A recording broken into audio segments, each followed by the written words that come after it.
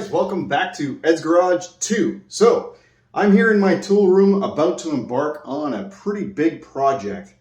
In our kitchen, right here in this giant empty space, we had a 6-burner range. As you can see, it was a gas range on the top and an electric oven underneath. But because we recently started using an induction cooktop while camping, I really wanted to replace that top burner section with induction. But I don't want to have to buy an induction cooktop and oven in one. I want to have a built-in oven with an induction cooktop on top. So what I've decided to do is take this old beautiful Electrolux 6-burner cooktop and very large oven and actually convert this to PID controlled oven and get rid of all of the gas cooktop stuff. So quite literally, everything will be running from electricity. The reason I want to switch to induction is because there are some concerns with burning hydrocarbons inside your home, health reasons, whatnot. But that's not really the main reason. I find induction cooktops are just awesome. They're easy to keep clean.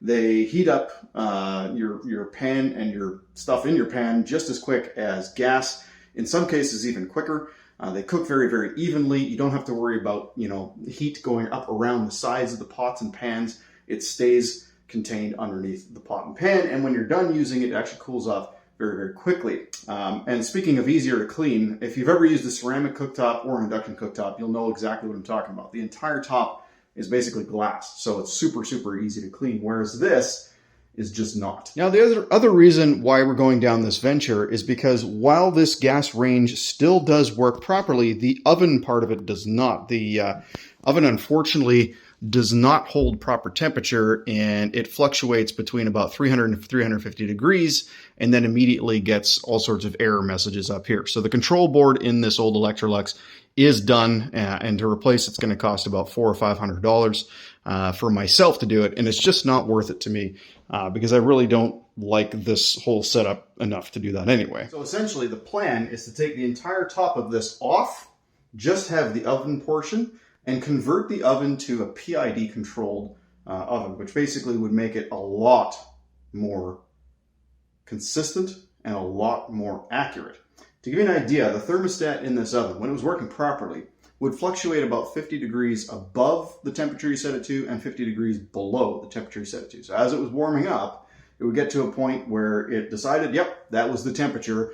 And every single time we would check with one of these as well as my thermal camera, and it was definitely not at the correct temperature yet. And then it would continue to warm up, of course, because as all the componentry inside the oven would warm up, it would become sort of more even, and it would go well beyond as it was heating up again, it would go beyond the point that you want it to be at, and then it would cool down beyond the point where you want it to be at. So I'm going to make a very, very accurate PID controlled, digital controlled oven out of this system. Now the tricky bit, you'll notice it's actually got a convection fan in the back. So it has the lower burner, the upper burner, and of course the burner in the convection and the fan, and all of that needs to be controlled.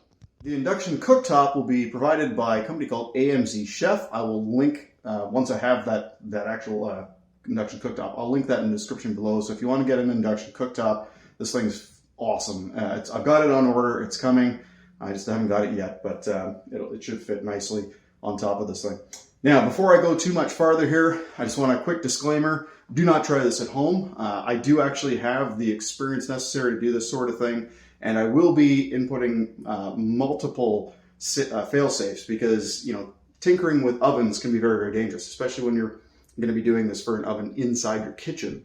Essentially, we're working with extremely high voltage and extremely high temperatures as well. Case in point, what I need to do is I need to control the temperature of the oven, obviously, the on and off cycling of the bottom burner, the convection burner, and the broil burner, as well as the convection fan. And there's also a cooling fan that cools the outer component of the oven. So I need to dig in, figure out where that is. There's also a light inside the oven. All of that needs to be controlled. Then there has to be over temperature fail-safes as well. So in the oven, there are over temperature switches. Basically, they're little dial-shaped, little button cell kind of shaped switches. When they get too hot, they shut off. And that needs to control the relays that are then powering obviously the 3 burners. So all of that needs to be taken into account.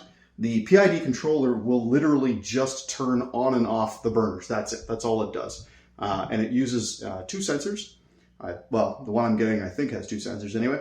It uses 2 sensors to figure out sort of the mean temperature of the oven, and then turns the burners on and off as necessary. And then I'll have switches for the broil and the convection elements separate. I might even do a separate switch for the bake element if I just want to have the convection element or just the broil element on. I'll just have a lot of control on this oven. I might even do something with the safety lock here.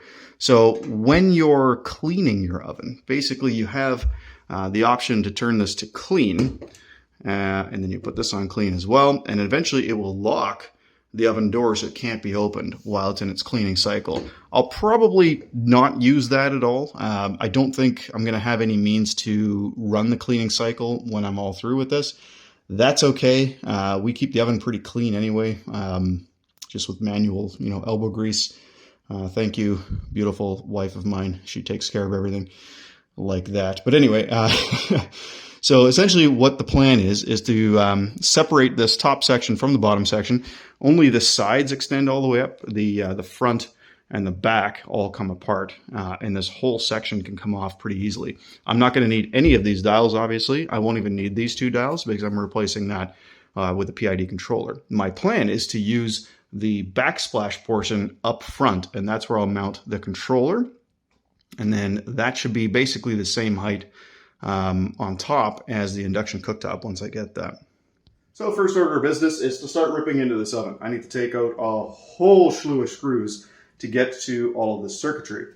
I will be making use of some of the circuitry still. So for instance, all of the overtemp sensors, I'll be making use of those, assuming they're the same kind that I think they are. I'm pretty sure they're sort of button style ones. I do have a couple of those lying around I can utilize as well.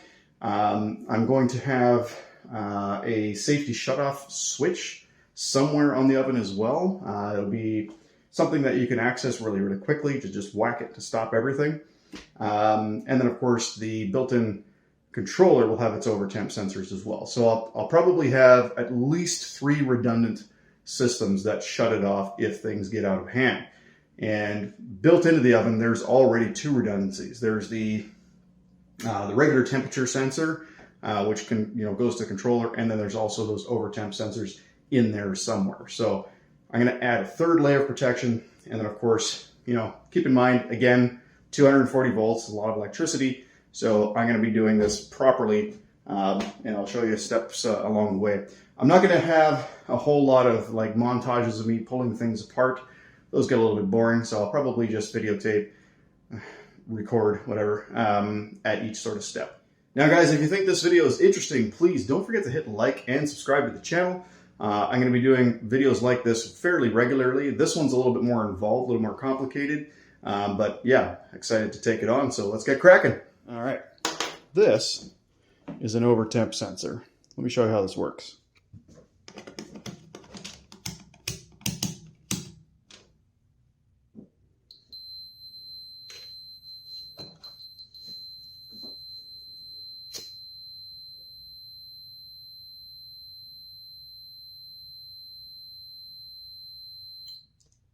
Just like that. When it cools down,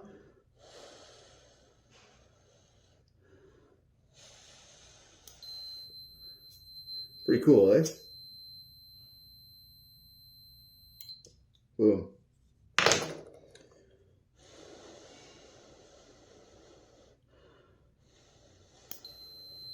Super cool. All right, it's the next day, well, the evening of the next day. I had to work today, obviously, but I've been busy. I've gotten a lot done on this thing so far. Check this out. All right, as you can see, I have completely separated the whole top burner section from the oven portion here. And let me just show you a little bit about this. I have learned more about appliances and oven construction in the last half an hour than I think any book could ever teach me. But yeah, check this out. On the back here, as you can see, I've removed all of the circuitry and wiring. Here is the defective part right here. There's the nice giant pile of wires there. But it's actually pretty simple when you kind of get down to it here. Let me show you what components we have. So this is all of the components of the oven that are still installed. Now, all I've removed really is the control board. Everything else was related to that. So I've disconnected all the wires, removed the control board, and here's what's left over. So I have a temperature sensor. I have a light, which is on the inside of the thing, obviously. This is the wires going to the light. I have another light right here. This is a switch that basically, when the racks are installed, they disengage the switch. When the racks are removed, this switch is closed. And basically that's to tell the control board that, hey, the racks are still installed. So if the oven ever goes through a cleaning cycle, the racks all have to be removed. And this basically being closed switch, now that the control board knows that they're removed. So I will not be needing this. So yeah, probably just leave that hanging there. All right, so let's start with incoming power. So here's our nice big heavy duty electrical cord. We got 2 hots and a neutral here, and then a ground, of course. So one of the hots goes up to our 2 limit switches, so our overheat limit switches. Now, what's interesting about this is that when this goes into this limit switch, now obviously these are normally closed switches, which means they're normally active and power cycles through them. This one here is only for the bake and broil element, and this one is only for the convection element. So these go to positions on that control board, and then power will flow through to the either the convection or the bake and broil separately, of course. What I found weird, though, is that there are 2 limit switches. One really only controls the convection element. So not sure why. Thought that was interesting, but I guess that there must be a good reason for it. So doesn't matter. I may actually just run these in series to have a doubly safe system. So if one fails, then it just shuts everything off. I don't think I'm going to have them separated like they do here. So you can see they're in parallel. So basically what that would mean is that if one of these were to go, then some element could still function. And that's why I thought it was kind of weird. I'd rather just have it shut everything off. Anyway, down here you can see the probe sticking out for the bottom element. That's for the bake, of course. Above that is for the convection element. Then we have the little electric motor. This is 120 volts. That is for the convection fan. Obviously there's a fan on the inside of the oven as well. Then we have the probes for the broil element. And then up here is the cooling system. And this is actually another thing that I thought was pretty cool. So this is the cooling fan. As you can see, it's a little squirrel cage fan. And it has a high and a low on your neutral line. So the high and low, basically they're just regular 120 volt inputs here. But if it needs to run the fan at low speed, this will be energized. And if it needs to run the fan at high speed, this will be energized. So it's just basically utilizing more coils when it needs to energize the fan faster. So I thought that was kind of interesting. Underneath this thing is what this squirrel cage does. It kind of blows cool air through here and out the front vents. But there is something else that's kind of neat. Underneath here, there's a sort of a pipe, and it runs along here. And the pipe is slightly more insulated than the rest of the oven. And then there's a tiny inlet. I don't know if you can see it in here. No, you can't see it. There's a smaller inlet basically on the top of that pipe that, using the Venturi effect, sucks air out of the oven and blasts it out the front here. And basically, it's pulling air through a tiny little hole. Let me see if I can turn this on here. Yeah, so well, it's not so tiny, but there's a hole right here that I guess if something's steaming inside the oven, it can then kind of vent that out through this smaller pipe. So I don't know if you can see that, but that there is the inside of said smaller pipe. And then the rest of it is all just kind of, yeah, you can't see it. But yeah, the rest of it's cooled as well. So the top of the oven is cooled as well as, that steam or whatever being sucked out through that pipe. So I thought that was kind of interesting. So now what I need to do is basically draw up some sort of wiring diagram so I can figure out exactly what sort of switches and what sort of relays I need to make this work the way that I want it to work. Obviously, I have a digital controller that I'm ordering in order to turn on the oven on and off, the elements on and off. But I want to be able to selectively turn on individual elements. So whether it's a bake, broil, or convection element. And of course, I also need the cooling fan to come on immediately at low speed, and then also at higher speed when the temperatures are up a little bit higher. So I'm going to need a secondary temperature probe. Maybe not, actually. I might be able to use the temperature probe that's already in here, and that is, actually, I forgot to point that out. That's right here. So that is the line for the existing thermostat or temperature probe or whatever you want to call it. So I might be able to use that and then just have it set so that if the oven gets to, I don't know, 450 degrees, that it turns on the faster function there. But I also need to figure out if when that high side of that winding is being used, if the low side can remain energized. Because if it can't, then the high side, when it kicks on, it needs to be able to shut off the low side. So I got to figure out how all that works, but I'll do that. It's no problem. The other thing I wanted to point out was these limit switches are way heavier duty than that little guy that I have. So those ones actually connect directly to the high voltage line. As you can see, it goes right down to the hot line there. So they can switch on and off the 240 volts necessary to run each one of those elements. That's pretty cool. That little one that I have certainly cannot handle that. So I may relocate one of these, maybe put it on the top or on the side or something like that. Just have a secondary place for those limit switches or for that limit switch to be. I just want to have it in a different area.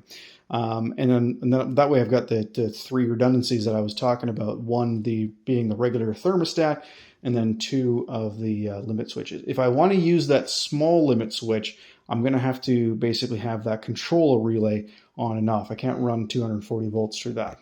All right, so the oven's completely stripped down. I've removed everything that I'm not going to be using, and all the wiring and everything is cleaned up. And I've got some parts in. So check this out. Pretty excited. I've got 3 high voltage relays. All of these relays are capable of controlling voltages all the way up to 380 volts. And the input is only 3 to 32 volts, so very low switching input, which is kind of nice. Each one has its own heat sink, because these will get quite hot when they're, literally thousands of watts of electricity going through them. I got my digital PID controller. So this can only turn one thing on and off. So essentially there's going to be, this just switches the relays, right? The relays actually do the heavy lifting. So this is going to switch all the relays on or all the relays off. But each wire or each lead, the single lead that comes from here to tell these to turn on and off is going to first go through a switch before it gets to each relay. So each one of the burners will be able to turn on and off manually. So then I also got these. These are temperature switches as well. So these are similar but different to the ones that are on the back here. So these are basically capable of controlling very high voltages. So the difference with these ones is they are normally open, which means the temperature has to go up for these to switch closed. Closed means on, basically. So I'm going to use those for this guy right here. So what I need to do today is figure out if I can run a hot lead to this pin here while there's a hot lead on this one. Now, there's a possibility that I damage this, but I simply don't know enough about this type of transformer. So I just got to try it, see what happens. I might blow a breaker. That's okay. I don't think so. I mean, my assumption is that you can feed this hot lead AC 110 volts, and then you can also feed this one if you want the fan to go faster. I could be wrong. It might be this one or this one, but that's what we're going to find out today. But in any case, so what's going to happen is that I'm going to have these. You can see there's various different styles here. And this is actually the temperature ratings. So it comes on when the temperature hits 40 degrees Celsius. and then shuts off again when it's down to 25 degrees. So that's kind of cool. And then if you look at the other end, it comes on when it hits 100 degrees, shuts off at 85 degrees, plus or minus a little bit, of course. So I'm going to put one of these, basically it's going to be, you know, somewhere that gets warm. So probably like on here, for instance, because that's where the heat kind of comes right up, so that the fan pretty much kicks on instantly. That'll be the low temperature one. And then I'll have a high temperature one so that it controls this here. And I might put that in the same place, but because it has to hit a higher temperature to kick on, maybe I'll hit it, you know, put it around here or something like that, so that it's a little farther away. And hopefully I can kind of figure out the best placement for that, so it only comes on when the temperature in the oven is like 450 degrees, because that's really the only time you need this to go high speed. Anyway, gonna get an old cable that I could plug in and power this up and see what happens. All right, well, now to see if this works. It is currently on. Yeah, I'm sure you can see that in there. Yeah, you can't see that. You have to trust me. It's making noise. Use my trusty screwdriver, not touching the metal, obviously.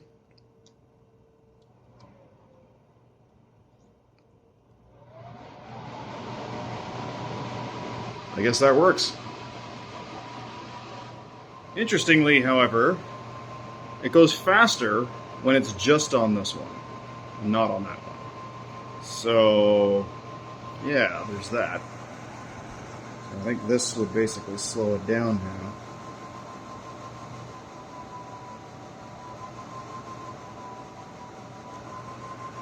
Huh. Okay. All right. I have been wiring up a storm here, and just got one of the normally open switches. I grabbed the 50 degree first, and then I thought, no, I'm going to go a little bit safer than sorry here. I'm going to go 45. The chances of this area being 45 degrees just in regular ambient is pretty low, so I want this to come on pretty quick. Now I've connected this to the high side here, so the fast, just so we can actually see it work in action. So I'm going to go ahead and heat it up, and we'll see if that fan comes on.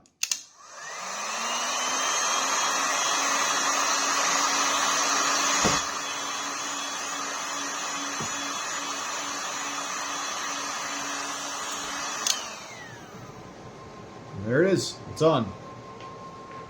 So that may have seemed to take a lot, but that's because this, obviously being metal, it's dissipating the heat really, really quickly. So as you can see, I can put my hand here. I can't put it here, but it is quite hot here now. So now it's going to cool off to 30 degrees. And once it hits 30 degrees, that should switch off. Now, the only thing that I'm a little bit concerned about is sometimes the house might be 30 degrees. It's entirely possible. So if you use the oven, it may take a really long time for that fan to shut off. But that's okay, because I can just pull this out, take that off, and replace it with a higher temperature switch. All right. So, I know this is a bit of a rat's nest looking thing right now, but I wanted to quickly just try out one of these relays. They're not stabilized yet. I still need to put some thermal grease in between them. But this is where they're going to be mounted. So the heat sinks are all mounted properly. These are just kind of sitting on there right now with a couple screws. I have almost everything wired up aside from some switches and whatnot. And of course the thermostat. But I want to quickly try out one of the 120 volt circuits, because of course there is 3 circuits in an oven. The 120 volt devices, the 240 volt elements, okay, and of course the 12 volt system to run all the relays and whatnot. So this one here is running the convection element, but it's also going to be turning on the convection fan. So that's why there's 2 cables coming off of this side here. So this is our hot lead input, and then it's switched to here. One of the lines, the red line, is running to the element. The gray line, the smaller one, is running to the fan. Now you might be wondering, well, how can the fan and the element both be getting the same voltage? Well, they're not. This is basically one side of a 2-phase system and it's going to be going into the motor here, and then it's got a neutral coming out the other end. But with a 240 volt connection, this one here goes to the coil, and the other one gets power from the other side of the phase, which on this one is our black lead down here at the bottom. So it's very, very confusing, but yeah, basically I want to just try out one of these relays real quick. So I have right here a 12 volt source. Rather than mounting a 12 volt transformer inside the oven, because that, it's going to get warm here, I'm just going to use that power adapter right there. So here we go. The side with the writing on it is our positive. Yep. So basically, need to flip that around. It's tough to do with one hand. So anyway, when I energize this, there we go. Convection fan turns on. It's got a nice little light on it too, which is handy. All right, disconnect, shuts off. Perfect. So now I know my 12 volt transformer, this guy right here, that originally came from some sort of Samsung device. This will plug in behind the oven as well. So basically the oven is going to have two plugs, one for 240 volt and one for 12 volts. But cool thing is I can actually use a 240 volt connection for 110 volts as well, just by using one side of the phase here. All right, yeah. You can also see I've got the second turn on, normally open heat switch here. So this one will open up when things get a lot hotter, and will then fire up the hot side, rather the high side of the transformer here. I've also decided to run these two overheat temperature switches in series. So I've got the main line coming in, the hot lead from our black side here, and it's going to go through this overheat switch and then to this one, and then it's going to go out to the elements. Now, I'm making sure to keep the same gauge wire for the elements. The thing I'm a little bit worried about is running all three elements at the same time. I'm concerned that it might pull too much energy through these leads, these wires. But this one here is, I think this was a 12 gauge. Let's see here. 600 volts. Yeah, it's 12 gauge wire. They are pretty short, so they should be fine. And these are the original wires that came with it. I would rather have two of these over temp sensors in series than have one for convection and one for the broil and bake element. I still don't know why they do that. So if you have any idea why it does that, please let me know in the comments. But yeah, in any case, there was originally only one cable going from the hot side to both of these. So, I mean, technically, if all three elements ran at the same time, it would still draw all that power through one of these. But I'm not going to be running all three elements at the same time. At most, I'll run two together. So I'm going to try that. I'm going to have my thermal camera ready to go to see how hot these leads are getting. And if it's getting too hot, then I'm just going to have to upgrade them. Simple as that. All right. I wish I could convey the excitement here. As you can see, this relay is currently on. It's powered. This fan is running. That's the convection relay. So what I'm doing right now is I'm just testing the controller.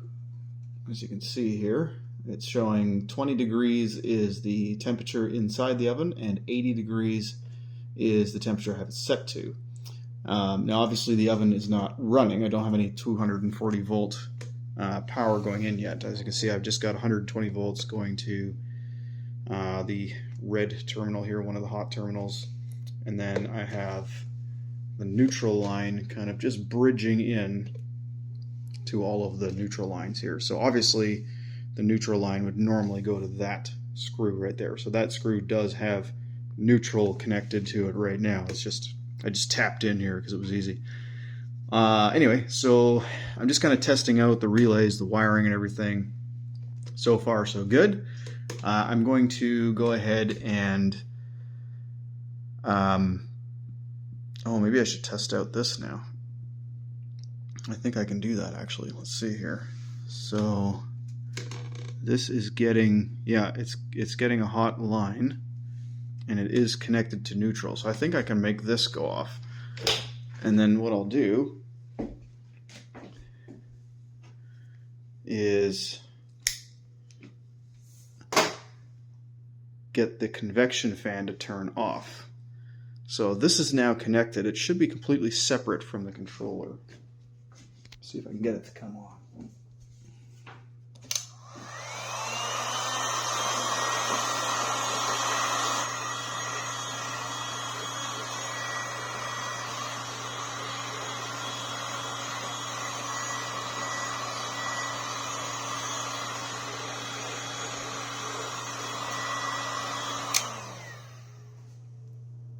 Okay, that one's now on. You can't really tell, but it's on. I'm going to increase the temperature on the inside, up there in the corner, because that's where the thermocouple is.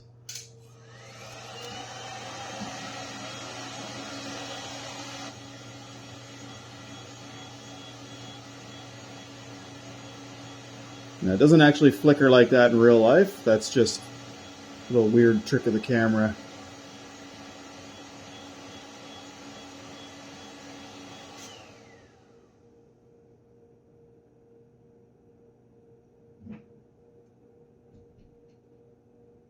Okay, so the thermocouple, sorry, not the thermocouple, the convection element fan is now no longer turning.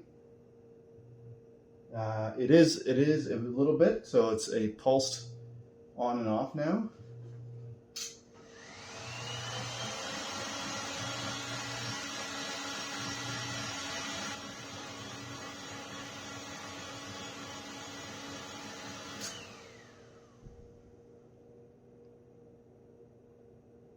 So as it gets closer to the temperature that you have it set to, it actually will stop even before it hits temperature. And the reason it's doing that is because it knows that the oven is basically heat soaking. So you can see it's kind of coming on for just brief moments.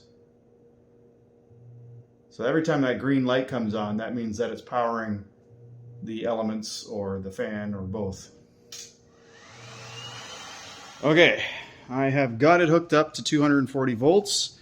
I set the temperature to 177. It's currently 21 degrees inside, according to the thermocouple. The next thing I'm going to do, though, you can see the little light is on right there. I'm going to run my thermal imaging camera to see what things are looking like inside, or at least at the wiring, sorry. I'm also going to put a thermostat in there, like a temperature sensor. Not a thermostat, a thermometer. I'm going to put one in there and see if it registers the same as what the thermocouple is registering. But first, let's try the thermal imaging camera. All right, so quick update with the setup here. Almost everything went perfectly. So let me turn around the camera here and show you what I'm talking about.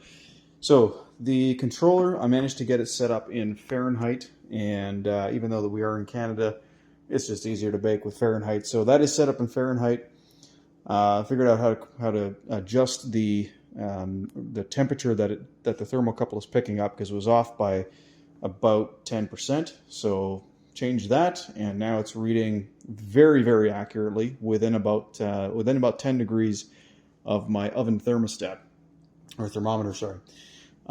This one worked perfectly. This is the low temp fan control. So when this started to warm up, when the oven was about 250 degrees Fahrenheit, this tripped and caused the fan to come on, which is excellent. This one, of course, you need a much higher temperature for it to come on, but it's good to know that that is going to work. Now, the one problem that I did run into was that the convection fan came on the second I plugged the stove in. So the reason for that is because if we follow these wires here, so this is my neutral line right here, and neutral is hardwired right down to the neutral input. Now, I've unplugged the stove in case you're wondering. So yeah, it's hardwired, so it never gets disconnected. Then the hot lead, which is this side right here, this is a gray wire, it runs down and connects to the relay that turns on and off the the convection coil. The problem with that, though, is that this line that then goes to the convection coil goes through the coil, because the coil is actually, I mean, it's a closed circuit, right? It's not, when you power it, it comes on, obviously, but even when it's not powered, it's still able to pass electricity. So it comes out this way and then connects to this line here, this blue one, which goes through our overtemp safety shutoff, through the other overtemp safety shutoff, and down to hot. So that's not going to work. I'm going to need to have something to switch this on and off. I had a feeling something like that might happen. It's basically like it's back-feeding power through the coils to the fan. So I'm going to have the fan on its own relay so that I can turn it on and off as well. But other than that, it worked great. Pretty jazzed that was a fairly successful test. So now I'm going to shove the oven back in there and see if I can mount this this faceplate on the front, or see where it needs to go to make sure it's actually going to work. All right, so halted progress on the electronics for a bit, because I just wanted to see what the oven would look like with the part that was up here now down here, as you can see. And this is just a temporary fit, so I've got a couple of self-tapping screws in there. Basically what I did was I've got a little angle bracket inside of here that this is now just screwed onto with 2 screws. So this is just still loose. I need to lift the entire oven just a tiny bit to match the bottom of the cooktop. But I think it looks quite sharp. It's obviously it has no controls, so I need to start cutting and drilling holes in this for all the controls. But now that I know the controls will work, it's just a matter of getting them mounted and getting them figured out. And then I'm still going to need to label the controls somehow. Now this does have some ugly holes in it, and of course it's going to have screws in it, so I need some way to cover up that as well. So I've got something on order that'll do just that. Alright, it's 10 to 11, I'm tired, I'm going to go to bed. I just figured I'd show you the progress I've made, and the first fairly large mistake that I've made, unfortunately. But anyway, check this out. So, as you can see, I've got all my switches in place, and I've got the controller here ready to go. This is still just kind of hanging on. I'm going to put some brackets on the side to hold it in place nicely. I've tested it out. The PID controller works, and basically I've got my master switch here that turns everything on. It's not plugged in right now. And then this one will turn on the bake element. So bake element, because you're using that most often, I figured keep those nice and close by, so they're just as easy as that to flip on and off. This will be my broil, and that will be my convection. Over here is the convection fan switch. Now, some schmutz there. So the fan switch here will allow me to turn on the convection fan at any time, but this switch that turns on convection will also turn on the fan. So I got to figure out how to do that still. And then this one here will just be the interior lights. So the mistake that I made, well, I was really, really proud of myself for cutting a perfect square hole right dead center of this thing, both width and height. But unfortunately, it's too high. It now hits the bottom of the cooktop by like a 1/4 inch.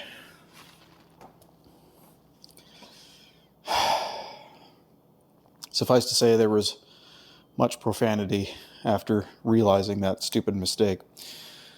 So this needs to be mounted lower. There's no question. So what I'm going to do is I'm going to cut this hole a bit longer so I can drop this down, which will of course leave a hole above it. But then I'm just going to put some kind of a border around it so it doesn't look absolutely stupid. Yeah, so I've got ideas on how to rectify that. That's essentially what I'm planning to do, though. I think that'll be all right. So it won't look as beautiful as it looks right now, unfortunately, but hey, what do you do? All right, so that's where I'm at. All right, let's do a quick update, show you where we are here. Okay, so I've removed the controller and I've extended the hole downwards a bit, so there's going to be a gap here. So I am currently producing something that will cover that up, make it look nice. And you can see I've got the sides on. I still have, this is still loose, still need to finish that though. But I cut this, basically this side was all the way about to here. And I cut all this out because it's no longer being used and it needs to clear everything underneath there. So yeah, I had to notch this out for the little bits of wood there that hold the induction cooktop up. Wiring is pretty much done. I've replaced the temperature sensor here with a lower temperature so the cooling fan comes on sooner. The high temp one, haven't decided yet whether or not I'm going to reduce that one as well. I'm going to have to basically run the broil and see how hot the oven gets before that kicks on. And of course, if it doesn't kick on, then I'll have to lower that. But it's really easy to get to. Just slide the oven out, pull that off, take the 2 wires off. Simple. I've wired up the lights, so they now work as well off of this switch. And the only thing left to do, all of these are connected now, these switches are done. The only thing left to do is wire up the convection fan, both to come on with this switch and also to come on when you turn the convection element on, which will be the switch here. So the idea is I've got a relay coming that this switch will basically turn that relay on, turning the fan on, and then there'll be a parallel line running to this switch that will also turn that fan on. And even if that switch is on, the relay could switch on and off, and if that switch is on, the fan will just simply stay on the whole time. And the reason for that is because I can't have the convection part of it switching the fan on and then shutting the fan off when it's using convection, because I want the fan to run all the time, not just when the element is on. So hence that switch will allow me to turn the fan on independently regardless. But if I forget to turn the fan on, then at least the convection element switch relay will also flip the fan on so that I don't have a convection element just hot and, you know, getting crazy roasting hot with no fan on. So yeah, so basically 2 ways for the convection fan to come on. Wow, there's a lot of words to say something really simple. All right, all the wiring is done. The front is secured. Check this out. So basically I just used some angle brackets here to hold the front so it's nice and solid now. And check this out. I have solved the issue with the controller being too high. So that is a 3D printed border. This part doesn't really get that hot, so that's fine. I actually quite like this because it's kind of tapered. I chamfered the edges nicely, and then I used a fuzzy print to make it look good. So this works. All the buttons work. I now have full control over the convection fan. Now, if you're wondering if these are too tight, they're not. I just pulled them a little bit, this way just so that they kind of hang over this instead of lay on it. But if they need to, they can move. So they're not too tight, don't worry. Same goes for these ones. It looks tighter than it is. So anyway, what I've done here, basically I've zip tied everything together. Tried to keep as much of it off of the top of the oven as possible, but some of these wires, well, actually all of these wires are actually rated for high temp. So you can see they're like a braided finishing. Even these ones, they don't look it on camera, but they are. And in the back, zip tied everything together as well. It looks like an absolute rat's nest back here, because there is a lot of wires. But you know what? When I took this thing apart, it looked like a rat's nest back here too, so I don't feel so bad. I have the new relay installed for the convection fan, and this relay can turn on the convection fan when the convection oven element is going. So you can see these wires here, they bridge from there to there. That flips that relay as well, and that will turn on the convection fan.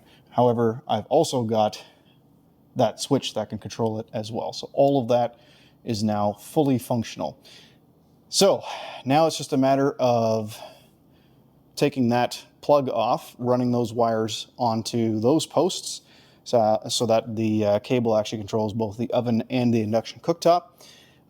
If I were to use everything all at once, yeah, I'd probably blow a breaker, but the chances of me using all 5 of these burners and all 3 of those burners, extremely slim.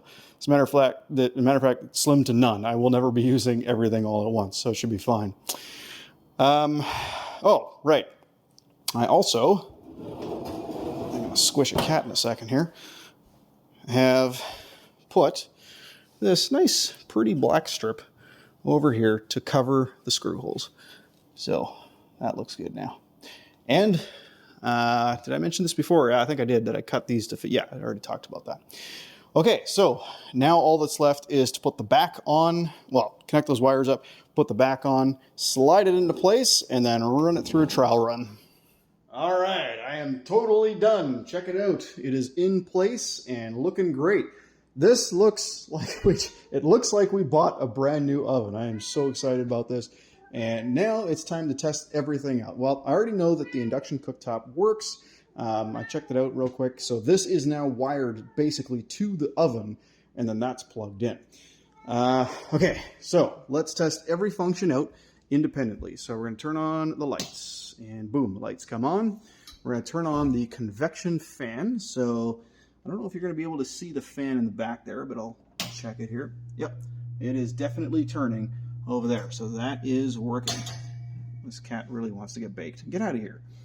All right, so now the next thing to test is going to be each individual element. So I'm going to turn the light off, and I'm going to turn the fan off. The first thing I'm going to try, get out of here, cat, is the convection element. And the reason I want to try the convection element is because I want to make sure that the fan turns on, and it does. Perfect. Now, what happens if I turn on the fan and the convection element? Do we have any problems? No problems. Okay, that's good. I can turn that. We'll leave that on for now. Okay, so what I'm basically looking to see is a bit of a red glow in that area there, or just some warm air. Yeah, I can already hear it warming up, so that's good. That's a good sign. Yeah, it's getting warm. Good, good. Okay, convection working. Turn fan off. Turn bake on. Light comes on. That's good.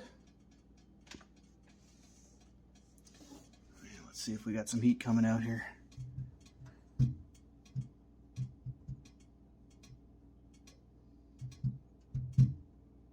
All right, while the bake is warming up, we're going to check out the broil. So let's flip that on. That light's not as bright, unfortunately. Okay. So now we should see that top element glowing in a moment. Check the bottom here again. Yeah, it's slow. It's definitely warming up. Yeah, because it's got to go through this metal cover here. It takes a little while.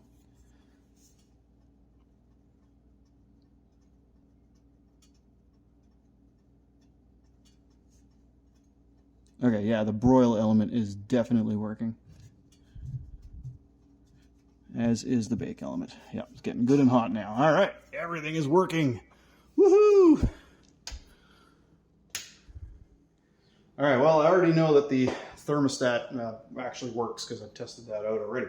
So I'm going to end off the video there, guys. If you enjoyed this little project of mine, please don't forget to hit like and subscribe, especially if you want to see future videos like this. If you have any suggestions for ways I can improve this, now note, I am going to be labeling each one of the buttons so we know what they all do. But yeah, any suggestions, anything I can do to make this a little bit cooler, by all means, don't forget to comment below. Again, thank you so much for watching, and until next time, take care.